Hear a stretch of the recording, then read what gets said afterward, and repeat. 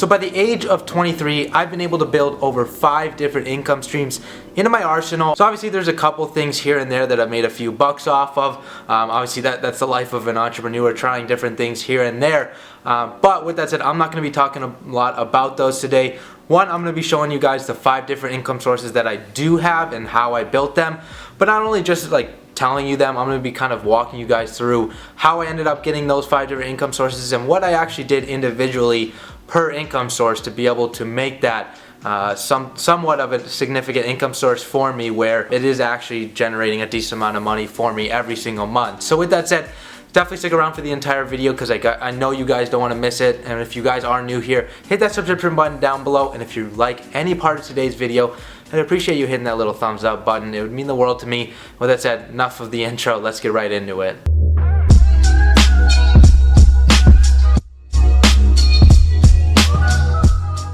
So if you guys don't know my story, I basically came out of college this May 2018. I came out of college from the University of Arizona. I had started entrepreneurship just my senior year. I had started a clothing brand, and I had started something called phone flipping, which is now my main #1 income source that I'm going to be talking about in this video for a little bit. I ended up getting that income source literally just from watching a single YouTube video. And I want you guys to know that every single one of these income sources, this is a little side note for you guys, I did kind of build up over a little bit of a long time. It didn't come with ease, I can tell you that. Things don't come like that in 2 or 3 days to make it a significant income source, and obviously those are the only ones I'm going to be talking about today. But phone flipping is literally just buying and selling iPhones, Androids, that kind of thing. And if you guys want to learn anything about it, pretty much just watch my channel. That's what I started this channel as. I probably have over 100 videos talking specifically about that concept alone. But I ended up starting it just out of my college dorm room. It was kind of a whim thing. I thought, hey, let's make a couple $100. I had an easy class schedule and I started to pursue it. It wasn't a full-time thing at that time, obviously, which now it is. So I'll talk about that transition here in a second. But just a part-time thing. I ended up where I made a bunch of mistakes. I got scammed a bunch of times. But it was, in a sense, it was a kind of a get-rich-quick thing for me. I don't want to add the term scheme at the end of it, because it's not a scheme, it's a full income that many people such as myself make a decent amount of money every single month off of it. But one, I learned it is kind of inconsistent, but two, if you do it the right way, that's why I was able to make it a significant and full-time income for myself. And that's kind of how I branded myself over time.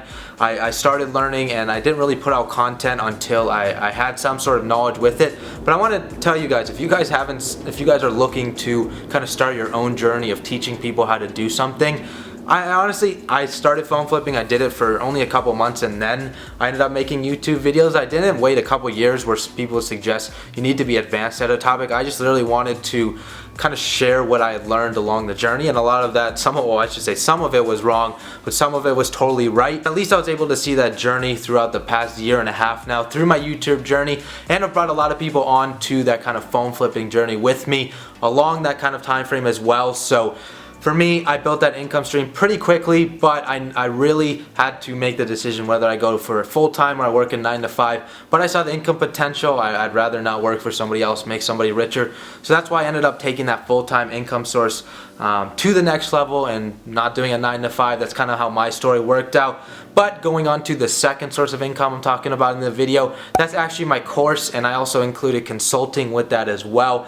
This is kind of one thing where I didn't really release anything until I had a decent amount of knowledge in that space. I think I released it, I'd say a little bit less than a year into actually the topic of getting into the phone flipping space, and a lot of you might think that's really early, that doesn't show you're advanced or anything like that. But for me, I felt that I wanted to put out some sort of kind of way that I can help people make money. I knew my blueprint and the way I kind of approached the phone flipping thing was really kind of fluid. I knew all the different scams there were, which a lot of people didn't know at the time, and there are different courses. So I'm able to teach that in things like my course, and I wanted to put that out there. Obviously, I have to charge for my time, and has become a significant income source over the last year for me as well. But it really didn't take off until a couple months into it. Obviously, I had a bunch of pre-course sales. I had courses coming in here and there because it had come out. Obviously, I created some sort of hype around it with my YouTube videos, my Facebook group, but I really had to build some sort of credibility. So I didn't end up releasing a course until I felt like I had some sort of credibility in the space, and I'd recommend if you guys want to release some sort of consulting or course yourself, you don't really need to be super advanced at the topic. For me, phone flipping isn't super hard, but I wanted to kind of give the basic course of how to do it. It obviously shows some advanced things here and there, but it's not one of those things where I'm the most advanced guy in the industry, but I did bring a really fresh perspective, and that's why I knew it would sell, and I've updated it over the course of me learning new things over the past year. So that's definitely an advantage of creating a course. Like when I put it on Teachable, I could just put videos on, take videos out, and always constantly update information. And then the consulting kind of went with that as well. So I wouldn't recommend you guys having that as a full-time income source until you've, one, built some sort of credibility, and two, know what the heck you're talking about. Don't just lie till you make it kind of thing, or fake it till you make it. It doesn't work. I mean, it might have worked a couple years ago, but people are pretty smart now. They know the transparency of things. They know if you're able to produce the amount of revenue you're actually saying. So that became a second big source for me. And third, obviously I mentioned a little bit here and there already, but YouTube has become a significant source for me. Obviously it's nothing crazy at the moment.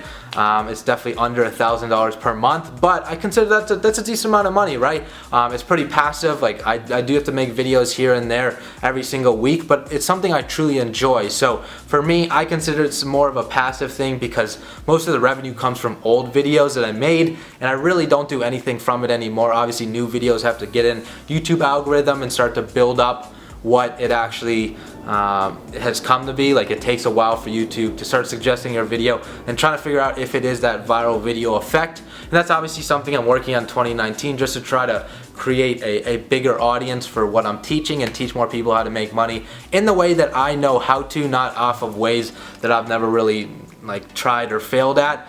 But YouTube, it's a great source of income if you guys aren't into it yet. You do have to be able to put yourself out there, but I wasn't comfortable. If you look at a video a year ago on my YouTube channel, it was super awkward. It was bad lighting, bad quality, but you guys can see now, like, the difference is tenfold. Like, I mean, I speak a lot better within the camera. There's much more tone in the way I talk, and I've just become a lot more comfortable. Some people think it's kind of weird to talk in front of a camera, but this is how I want to build my personal brand. Some people do it on Facebook, some people do it on YouTube, some people do it on Instagram. There's thousands of platforms you can build your audience on, but for me, teaching what I know, I felt Facebook, YouTube, and Instagram were kind of my top ones, but YouTube is definitely number one for me, especially when I look to kind of gain that revenue source from YouTube itself, which is super cool. And that's number 3 that I have for you guys. Number 4 is something a lot of you guys don't know about, but it is my clothing brand. I don't make a ton of money off of it. I used to honestly make a lot more when I started in college, but I built a whole affiliate system with my buddy and everything like that. It's called Find the Hustle. If you guys want to check it out, I have a link down below, but it's called www.findthehustle.com, just representing entrepreneurship. I'm all about the word hustle, side hustles, so I decided to brand it a little bit. And I do have a website on it. Again, I'll link it down below if you guys want to check it out. But that's one of those things. It was just off the whim. I still have it now. I get sales pretty consistently, to be honest, after promoting it here and there. It's just kind of one of those passive things for me now. I just put a lot of links out there in the past, and now people just click on it because of people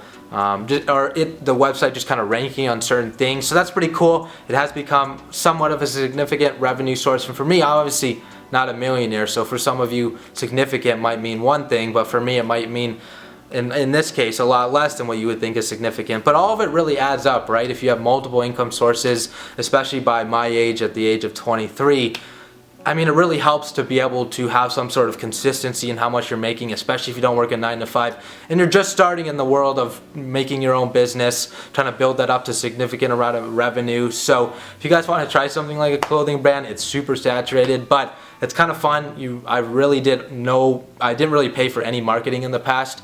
If you want to do affiliate marketing, which I am currently trying right now, I can simply just go ahead and probably send out a few shirts, but we'll see here and there. I don't really know what to do with it. And then the last one, again, a lot of you probably don't know of this topic or this income source on my channel if you guys have already been subscribed, but I actually have done some B2B consulting in the past. I currently am just transitioning out of it, but for a couple months that was somewhat of a significant source, around $1,000 per month. kind of side of things where I'm able to help companies build through marketing techniques that I've been able to learn, whether that's Instagram, Facebook, YouTube. It really doesn't matter whether it's selling their courses or just building their brand awareness. There's a lot of ways you can make money helping companies do that kind of thing. So I'm not going to talk too long about it, but I was telling you guys, I'm kind of transitioning out of it. What I'm transitioning into is actually real estate, because that is my long-term play, something I've always wanted to do, and I really just decided to take action on it. And overall, I just wanted to let you guys know that if you guys are watching this, some of you might try to comment or try to have some sort of mentality that you should really just focus on one of those and build it up, and you'll make a lot more money on it that way. That's fine. That might be your opinion, but for me, obviously, I know I can make way more money in one of them if I just focus on that, but I want to build some sort of like long-term wealth, so I want to have multiple things going at once. But obviously I'm not trying to overwhelm myself, and I have done that in the past couple months, which I am slowly starting to learn. I honestly probably if I filmed this video a month and a half or 2 months ago, I could probably say I had 10, 12 income streams, but now I wanted to make this video because I've learned a lot over the past couple months and how I need to prioritize my time, what that entails, and how that can significantly help my income, where some people might think less income streams, you're probably making less money. No, I'm actually making a lot more in the few that I have, rather than just spreading it out too thin where they're just little pieces here and there. I'd rather have a set of probably 5 to 10 that I really am able to make a significant amount of money on, especially within the next 5 years. That's kind of what my brand vision is focusing on, how I want to focus on myself and my personal goals. So if you guys want to apply that, I definitely recommend. I mean, they always say that the average millionaire has 7 income streams, right? More likely, it's probably like 90% of them have like 10, 20, 30 income streams. But each one they focused on pretty heavily at the time, and then it started to expand, and obviously they have years of experience doing it. So don't spread yourself too thin. I don't recommend it. But if you guys did enjoy today's video, definitely give it a thumbs up, and if you're not part of the family yet, hit that subscription button down below. I'd appreciate the support again so much, and I'll catch you guys in the next one.